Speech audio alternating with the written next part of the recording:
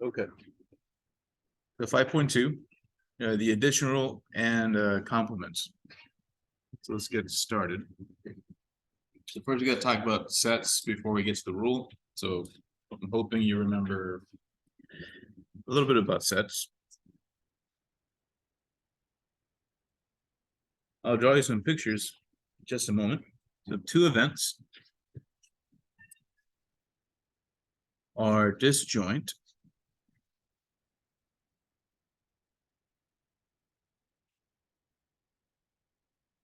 if they have no outcomes in common.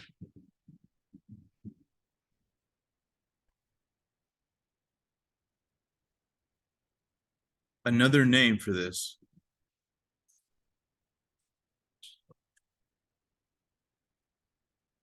or for disjoint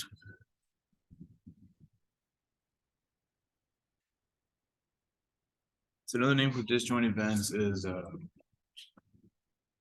mutually exclusive events.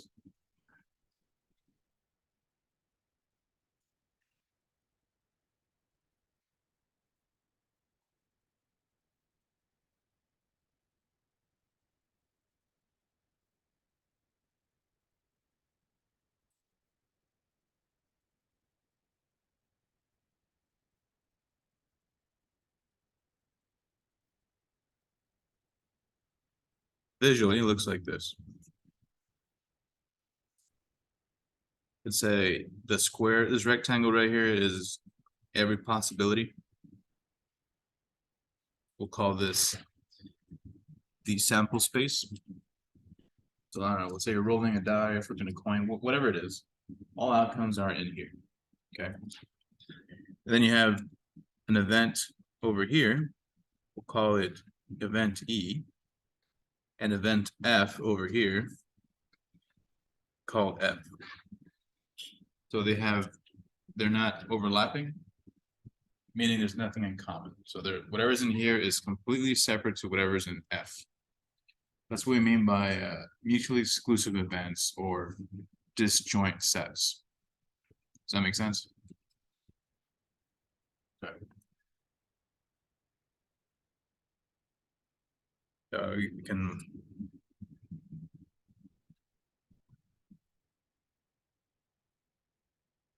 now the addition rule.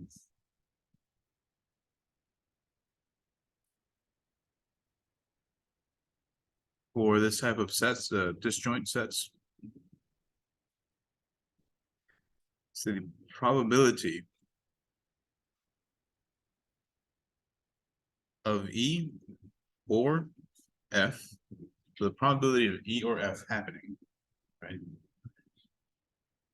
Also written as the probability of E union F, that is equal to the probability of E separately plus the probability of F separately. So this is true if your sets are separate. For example, let's say, I don't know, it's a good example.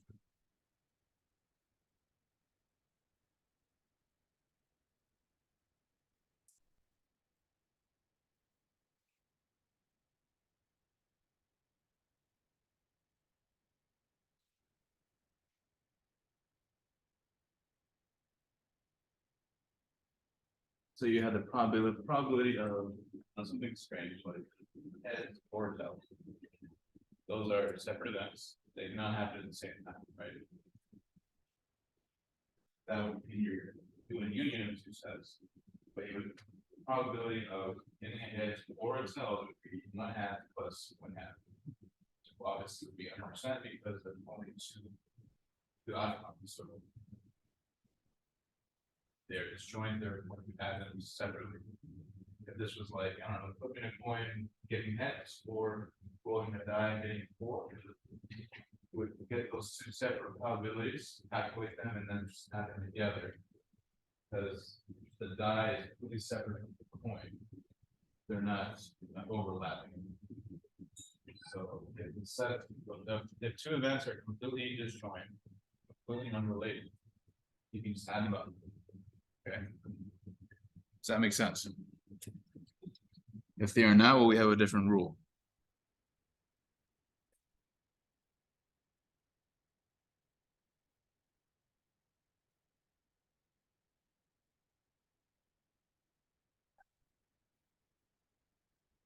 It's like a robot head. Oh, what? Yeah. There you go.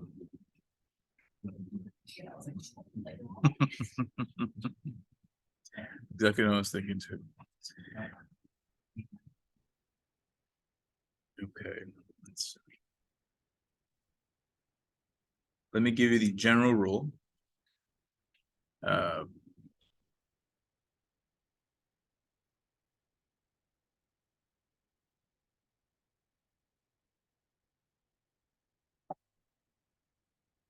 General rule for addition.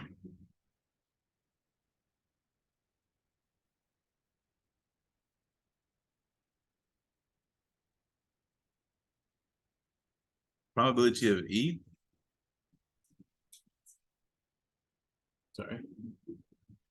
Probability of E or F, which is the same as saying probability of E union F would be equal to the probability of E plus the probability of F minus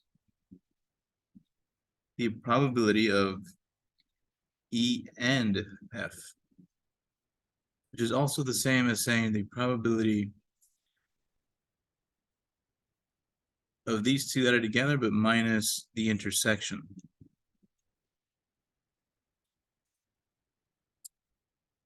Okay.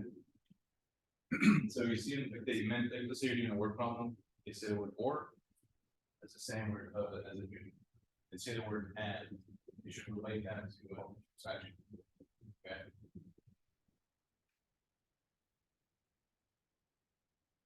But you can use English, but just remember that the relations sex.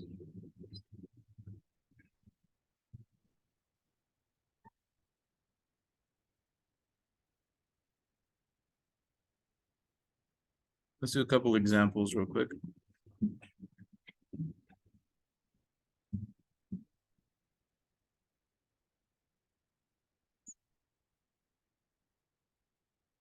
My thing will load now.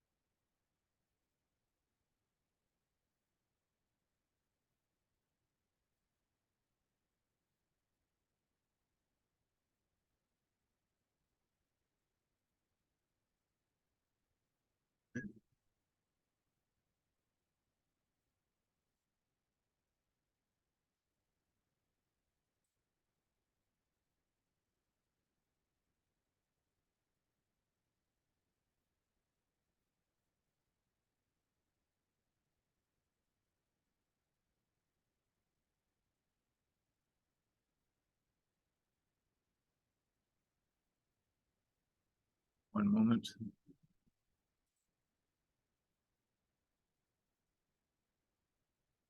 We'll do the examples on the next page here.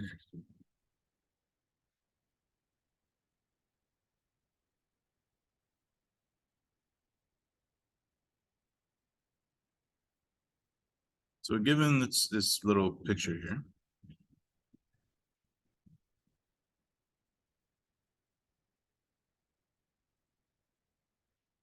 let's say event E has the numbers 0 or elements 0, 1, 2. Event F has 8 and 9. And then out here floating somewhere we have 3, 4, 5, 6, 7.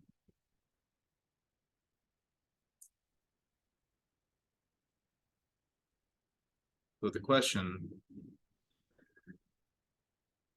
part A. So let's pretend that these are actual events that we're looking at, like, I don't know, rolling a dice, drawing a card, whatever, right? Some sort of event. What is the probability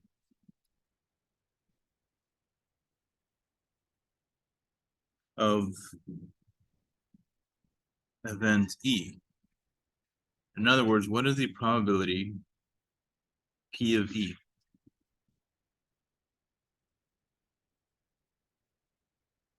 Remember we wrote the notation, right? Probability of E is equal to the number of elements inside the E divided by the total elements in the sample space. How many elements are in E? We've got 0, 1, and 2, right? So E has 3 elements. How many total elements are in the sample space? Yeah, it looks like 10, me too. So the probability would be 0.03. No. Yeah, you're right.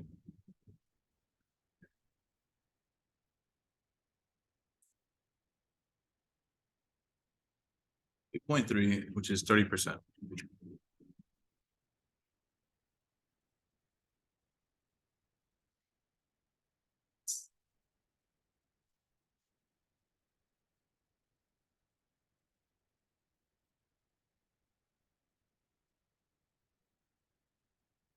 Did you see how that works?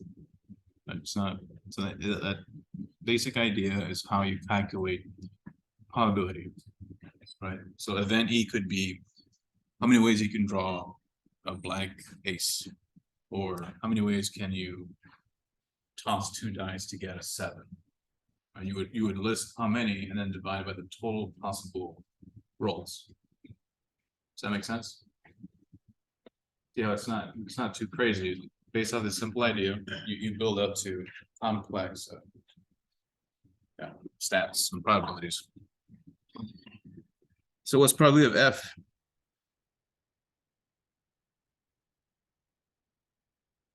Right? Number of elements in F is how many?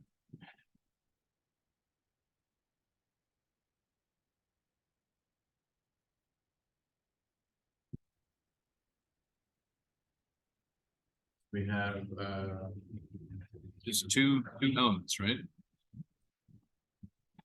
Divided by the total, which is again a decimal or a percentage. If they ask for a percent, we'll give them the percent. And on an exam, I'm cool with the decimals. I don't know what they want though, so just adjust accordingly. Okay. What is contained in the set E?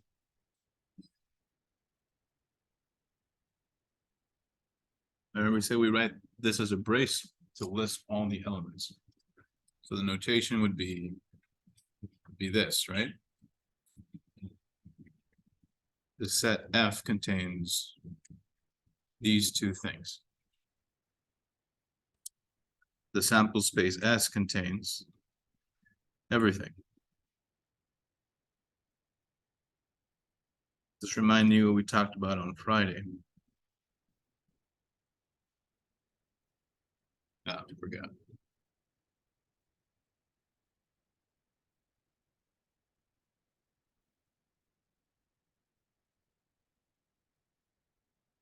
So here are the sets, the overall sample space.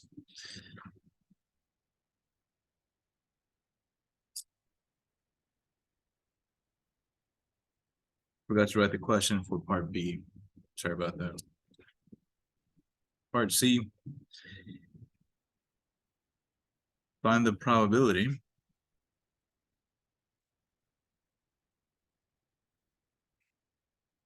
of E or F. In other words, the probability of E union F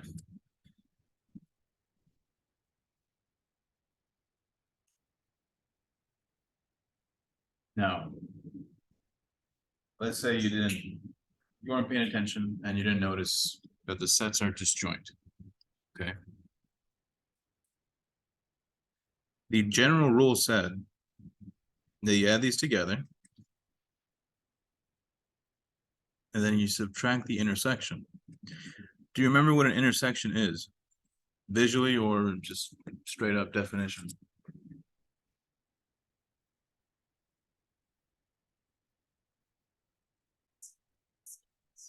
Yeah, it'd be the overlapping, right? The little intersection, literally, right? If the circles are on top of each other, that little sliver where they overlap is the intersection. These circles have nothing in common, right? They're not on top of each other. So, but because of that, the intersection would be zero, as if there's nothing. But the formula says they don't even tack this on if they're disjoint. But if you did, probably would be 0.3 plus 0.2 minus 0.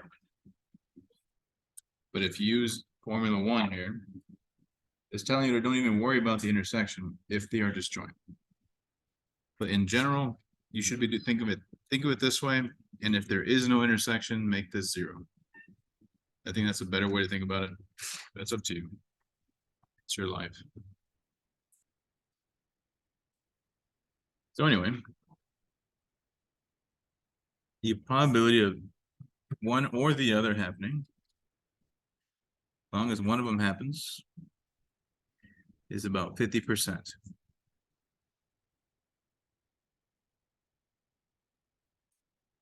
Any questions on example 1? That makes sense? Okay.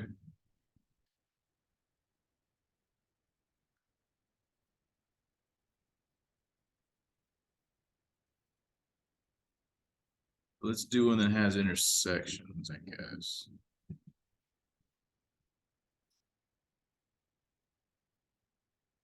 Is everyone familiar with a deck of cards? So I've had students that don't know what's inside of a deck, and that's okay. So if you want to print out what's inside of a deck, that's totally fine for a formula page. Okay. You guys cool on this page?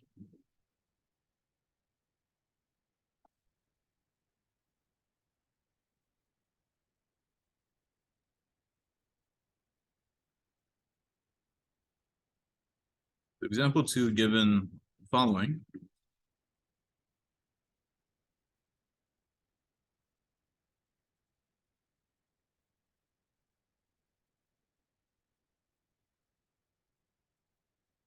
Try my best to draw these circles here.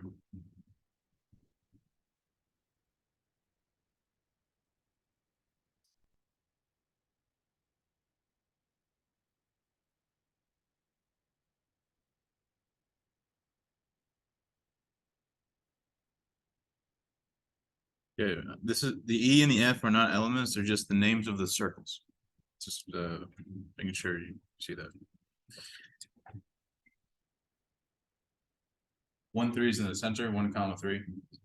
I didn't draw it very well, so whatever. But you see what the intersection is. Right, it's they have in common.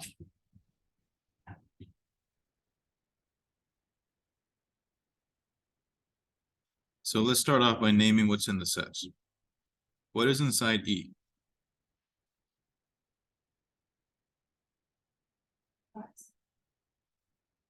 5, 7, 9, but we also got 1, 3. Now put them in order for no reason.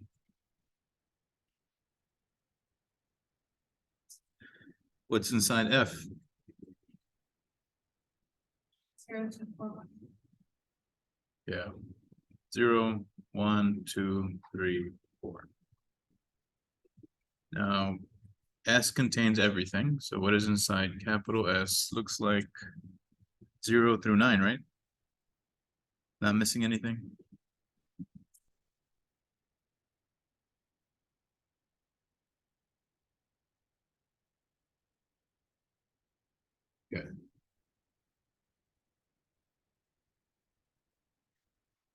Now let's list how many elements are in E.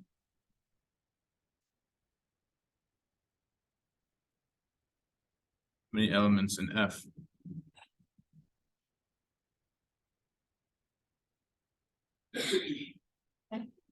Yeah, 1, 2, 3, 4, 5.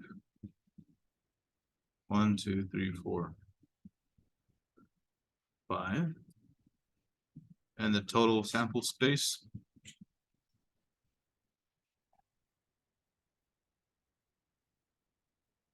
Looks like that, right? We miss anything? Do you guys agree with our sets and total number of elements per set? I haven't asked any questions. I'm just writing down information. That's all. First part. What is the probability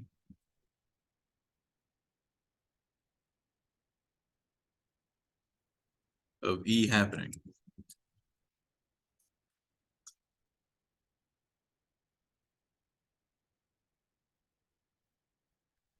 So P of E is equal to the number of elements in E over the total number of elements.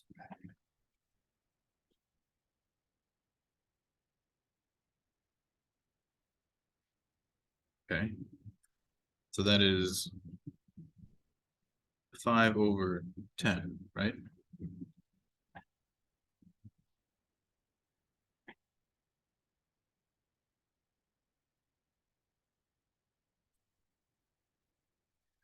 What is the probability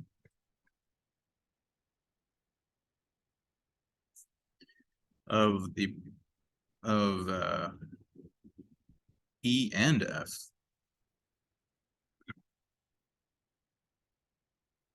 Any question on part A? Is that okay? All right, part B. It's probability of E and F.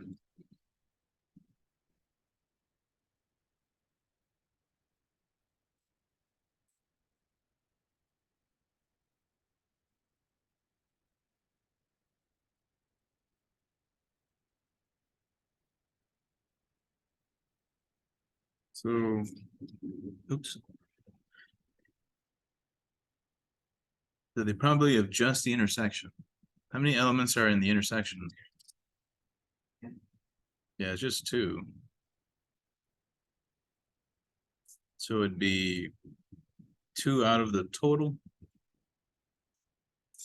which is 0.2.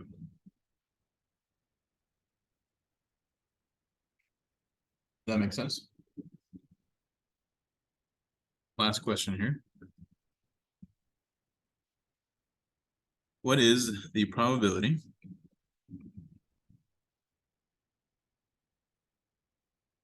of E or F? That's more of a union type. The formula says,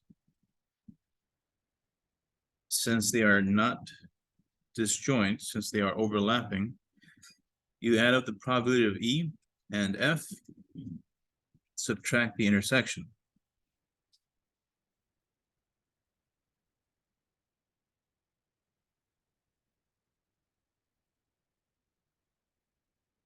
So probability of E would be 0.5, so would the F 0.5 minus the intersection, which was 0.2.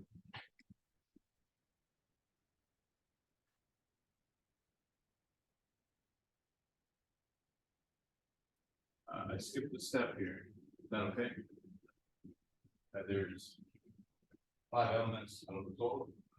And 0.5, 0.5 is the same. Subtract the intersection we found up here.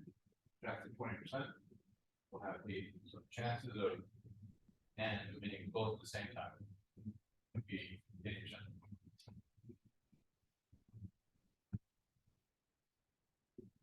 Sorry, or. Either or. Both at the same time as 0.2.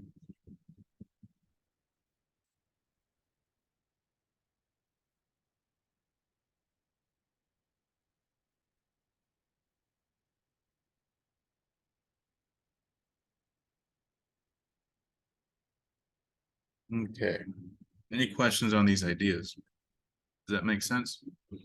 The big picture?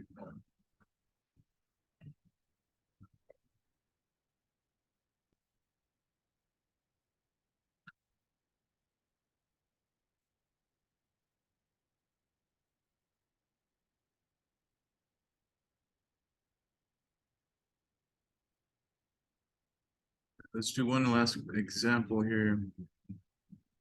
Well, I guess you could switch to the homework if you want to open your homework.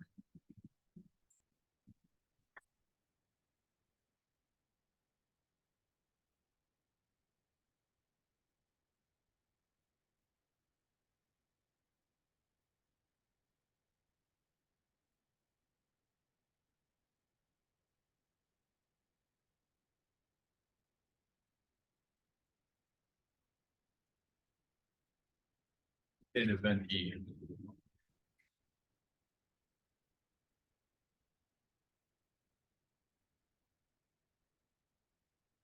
How the probability of E or F.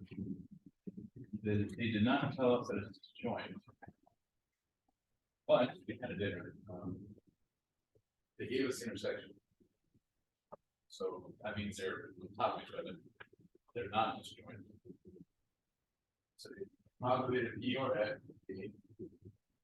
add those two together and subtract intersection. That's what the formula we wrote down. P of E plus P of F minus E and F. So the answer should be what? 25, right? This one. Not much to really say. Do you have any question on number one?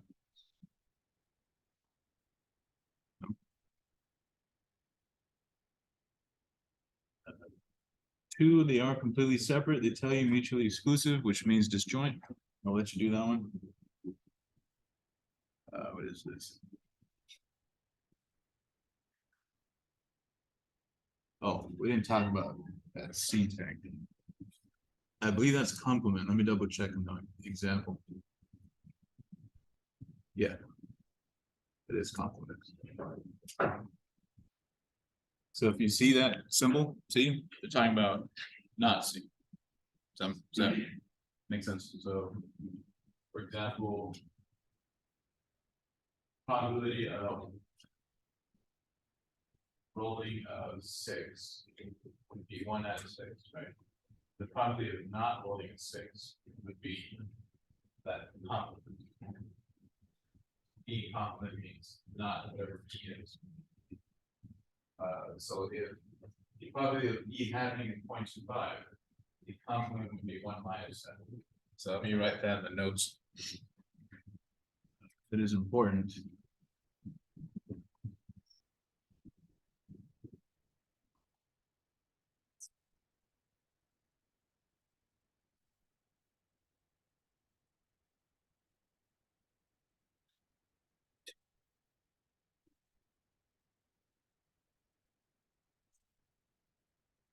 All right, so complement of an event. In this book, they write it this way. EC. So probability of E complement is equal to 1 minus the probability of the actual event. Okay. So for example, if your probability of E is equal to 0.35, probability of E complement is equal to 1 minus P of E, which is 1 minus 0.35. Okay. So this is the first formula. Also, you could say that P of E is equal to 1 minus the complement probability. So both are true. Depending what you need, use either one. Okay.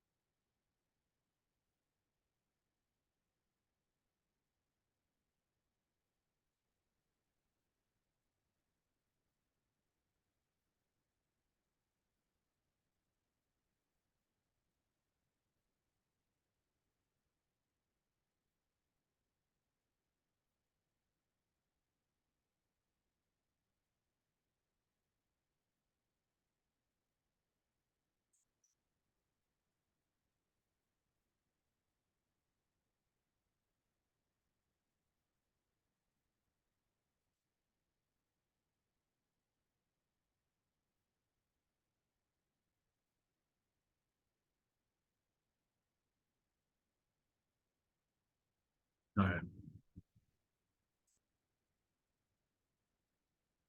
So that's what you would do on number three, just subtract the 0.25 from one.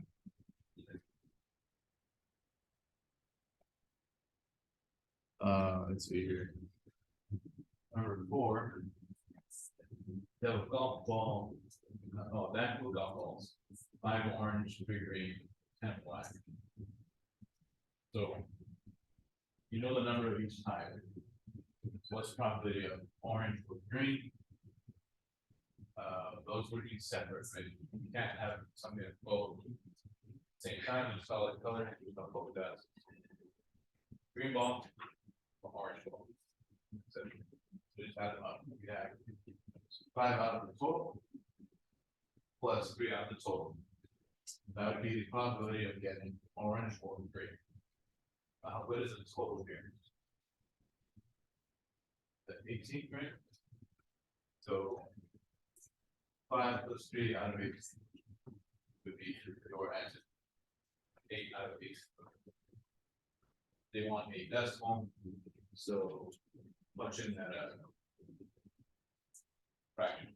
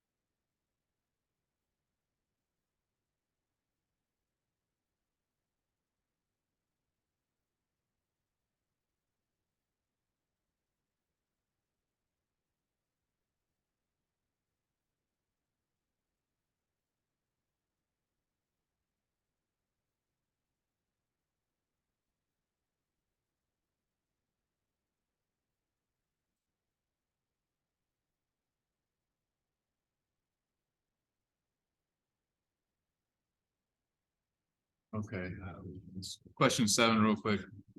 Everyone's comfortable with cards? Is anyone that doesn't know what's in a deck? And we all know there's 4 of each type. 4 suits, 2 colors.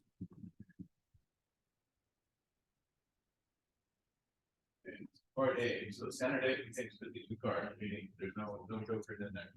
It's 52. I think the probability of a random selecting a club was just bigger.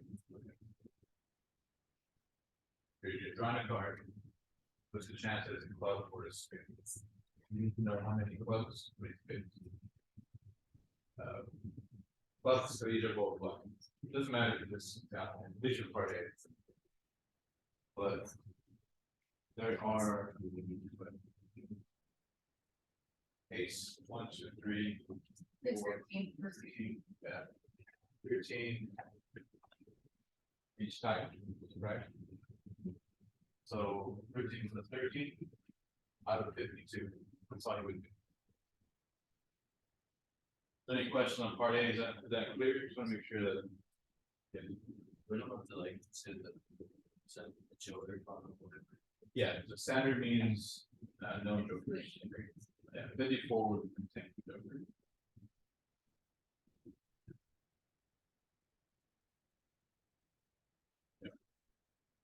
So let me know if you guys get stuck. I'll help you out. Let you guys work.